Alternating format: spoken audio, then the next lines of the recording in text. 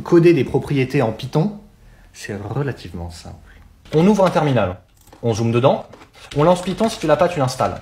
Pour bien comprendre, prenons un exemple simple. Par exemple, on va créer une classe qu'on va appeler player qui va recevoir comme argument un nom, ça va être du texte.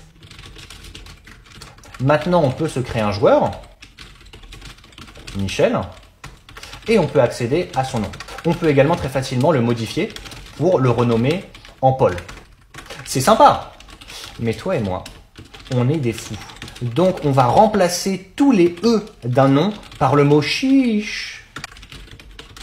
Et ça marche, mais c'est pas terrible, parce que chaque fois qu'il faut remodifier le nom, il faut réécrire notre replace E, chiche, et garantis-moi qu'on est con, on va oublier de le faire. Donc, on pourrait centraliser ce chichage. Par exemple, on va se créer une nouvelle classe, sauf que cette fois, on ne va pas récupérer d'argument nom, et on va juste initialiser notre nom sur une valeur none, c'est une valeur nulle. Et après, on va créer une seconde fonction qu'on va appeler setName, qui va, elle, recevoir un nom, et ensuite qui va assigner ce nom à notre variable nom, mais qui, avant de le faire, va faire notre chichage, donc va remplacer toutes les lettres E par le glorieux, l'incroyable chiche.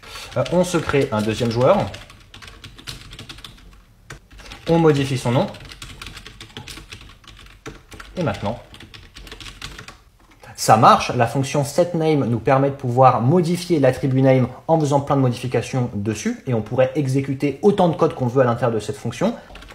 Malheureusement, on peut toujours modifier notre nom avec l'attribut name, et là, notre chichage ne va pas être exécuté, pas terrible. C'est là que les propriétés rentrent en jeu. Donc, on va créer une nouvelle classe, new player chiche, même chose qu'avant, sauf que là, notre variable name, on va lui mettre un underscore devant, et en Python, quand tu mets un underscore devant une variable, ça veut dire que la variable est privée. Tu peux théoriquement toujours y accéder, mais les éditeurs de code vont la rendre inaccessible et vont te mettre un avertissement si tu essaies d'y accéder. Et maintenant, enfin, on va faire property def name.